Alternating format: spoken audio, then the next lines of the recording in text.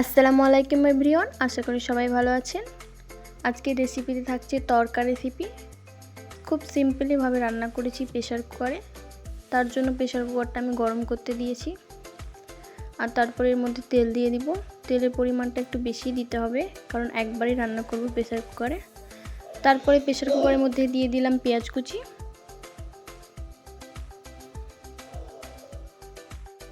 তারপরে ভালো মতো নাড়াচাড়া করে নিতে হবে। তারপরে এর মধ্যে দিয়ে দিব টমেটো কুচি,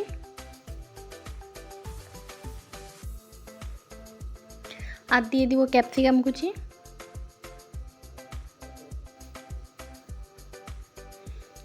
ভালো মতো নেড়ে চেড়ে নিচ্ছি।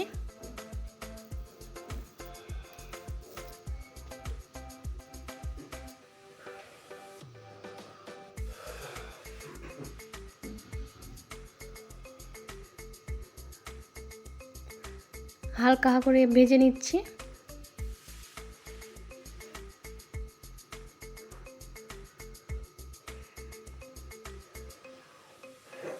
দেখতেই পাচ্ছেন কেমন হয়েছে ভাজাটা। তারপর এর মধ্যে জিরা, আদা, রসুনের একটা পেস্ট ছিল, সেটা দিয়ে দিলাম। তারপরে দিয়ে দিলাম স্বাদ মতো লবণ, হলুদ গুঁড়ো,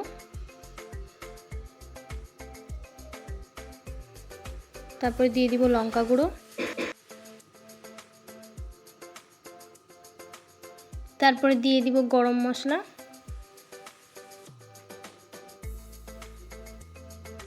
একটু কাশ্মীরি লঙ্কা দিলে ঝাল হয় না, একটু কালার আছে। তারপরে ভালো মতো নাড়াচাড়া করে নিচ্ছি।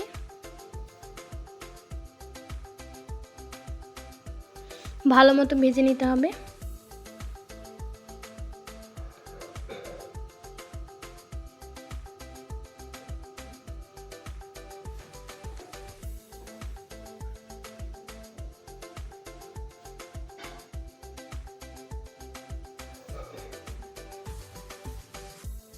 তারপর এর মধ্যে দিয়ে দিচ্ছি আমি ধনিয়া গুঁড়ো আর একটু কাঁচা লঙ্কা।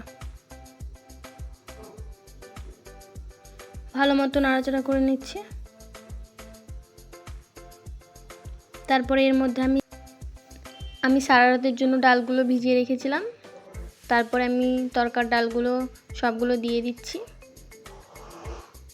ভালো মতো নাড়াচাড়া করে নিচ্ছি।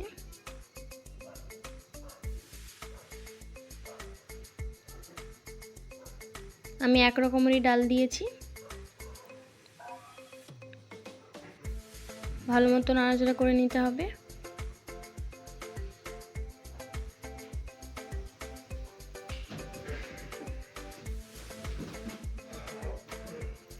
তারপরে মধ্যে দিয়ে দিলাম আমি তড়কা মশলা।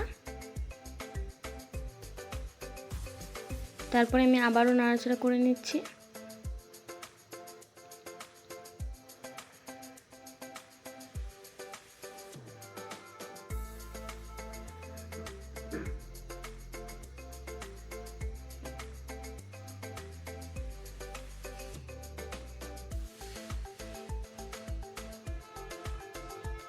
আর তারপর আমি দিয়ে দিব পরিমাণ মতো জল। সিদ্ধ করার জন্য, ডালগুলো সিদ্ধ করার জন্য আমি পরিমাণ মতো জল দিয়ে দিয়েছি প্রেসারে।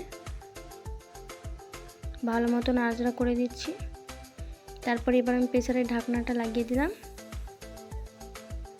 আর এখানে আমি 3টে সিটির জন্য অপেক্ষা করব। আমাদের 3টে সিটি হয়ে গিয়েছে। এবার আমি খুলে দেখব।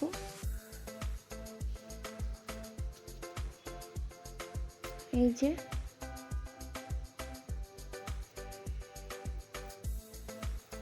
তারপরে ভালো মতো আমি নাড়াচাড়া করে নিচ্ছি। আমাদের রেসিপিটি হয়ে গিয়েছে।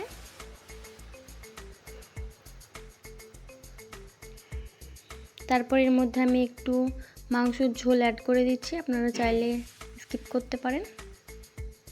ভালো মতো নাড়াচাড়া করে নিচ্ছি।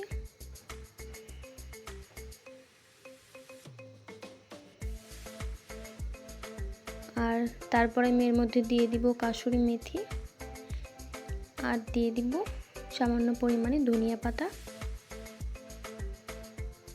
তারপরে ভালো মতো নাড়াচাড়া করে নিব। আমাদের রেসিপিটি কেমন হয়েছে জানাবেন। ভালো লাগলে লাইক করে দিবেন আর অবশ্যই চ্যানেলটিকে সাবস্ক্রাইব করে দিবেন। আল্লাহ হাফেজ।